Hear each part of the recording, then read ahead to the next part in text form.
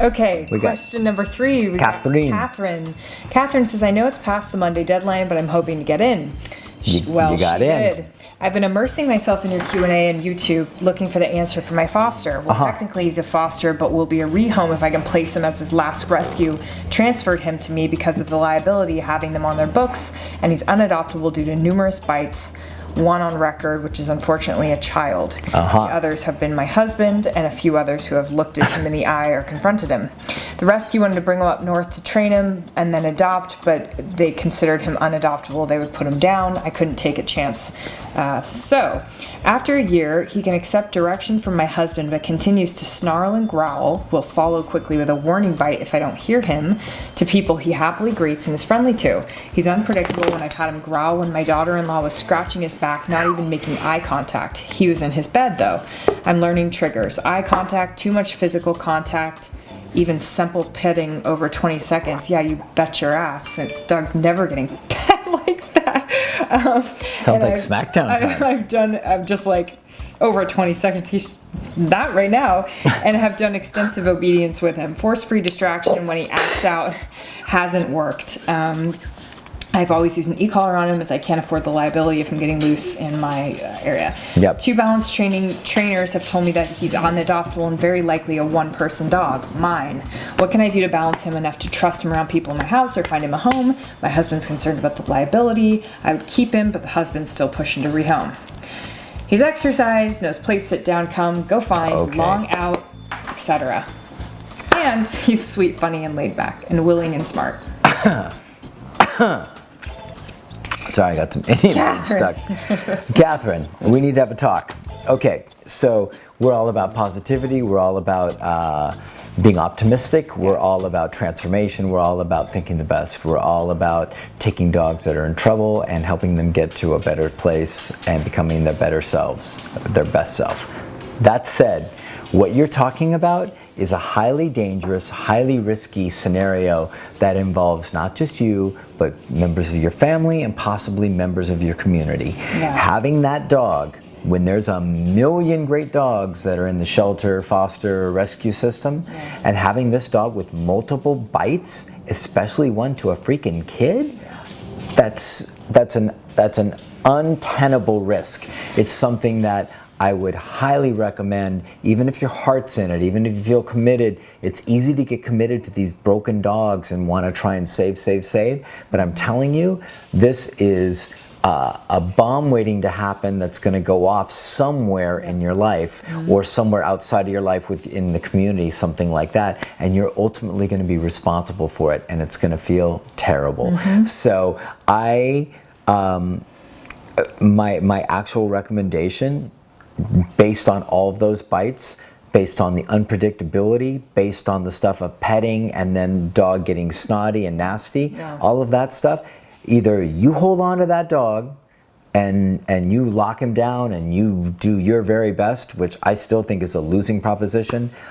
I don't know if you've ever heard me say this on the show before, but this sounds like a dog that should be put down. This sounds like a dog that is, and I hate to be like the big heavy dude, but like there's too many good, safe dogs out there to take a dog that's got this much, not just like, oh, he could potentially do it. He's done it. It's there. He's bitten. He's bitten a child. He's bitten multiple people, and he's threatened and set consequences and set boundaries for a lot of other people. You said he's unpredictable. That is a dangerous dog to have in your home or have in the community. And so we're no like wilting flowers with this stuff. We're tough folks that work with some of the toughest dogs around, but that dog, I would heavily recommend you second guess, or you reconsider, I should say, keeping that dog around in your life, because ultimately that responsibility is going to fall on you if something crappy happens. Yeah. It's a good one. You want to add anything to that? Yeah, I mean, everything that Sean said, it's again, nothing that we recommend. I think we haven't even recommended, but said to one client, if you did choose to put this dog down, we would understand. Highly dog aggressive dogs. So to me, if you said, this is my dog, I've had him for years, this is what's going on, I'm totally committed to him, husband and I are like doing this, I need him in my home. We're all in. We're in.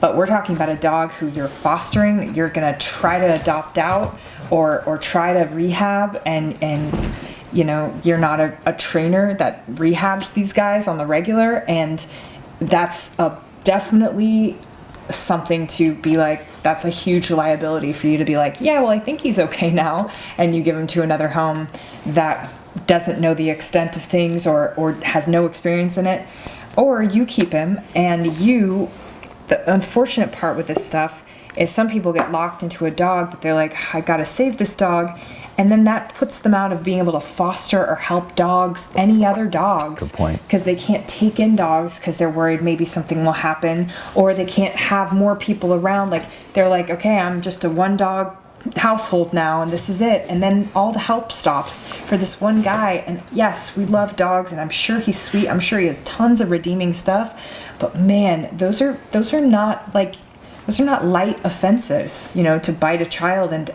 actually have it on the record.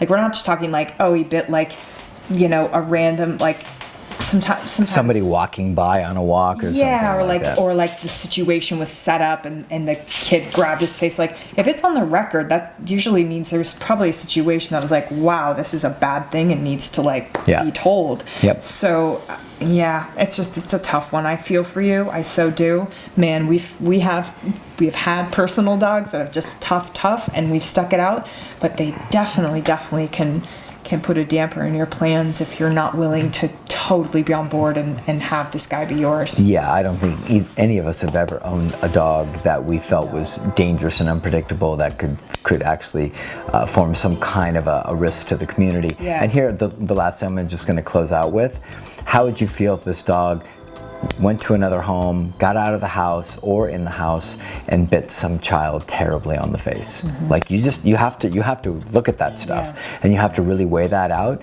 And how would that feel? And you can say like, well, that's because the family didn't do their. It doesn't matter. We're talking about a kid getting damaged. Mm-hmm. So for me, it's not worth it. I wouldn't be willing to do it. I applaud you, and I think Laura applauds your effort, your care, and your concern.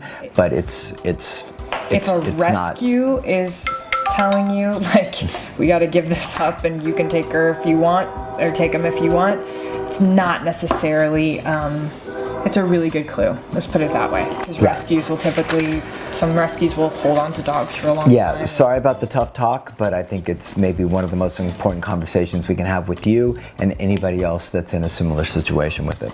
Yeah. So, wish you good luck with all that. Yeah. And sorry, it's such a hard one. Yeah, let us know how things go. That's a tough one. Take care.